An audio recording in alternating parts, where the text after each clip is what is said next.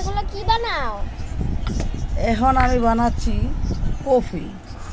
আসলে রোজার মাস, রোজা থেকে চা খাওয়া যায় না, তাই ইফতারির পরে একটু কফি খাচ্ছি। এই দেখো, মামার জন্য 1 কাপ, তোমার বাবার জন্য 1 কাপ, ঠিক আছে।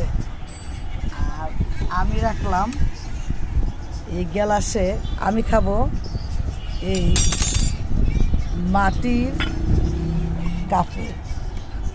এই মাটির কাপে কফি খাওয়ার আসলে মজাই আলাদা। দর্শক বন্ধুরা, আমার এই ভিডিওটা যারা দেখবেন, প্রত্যেকেই একটা লাইক, একটা কমেন্ট, একটা শেয়ার, একটা ফলো করে দেবেন। আমি অনেকটা খুশি হব।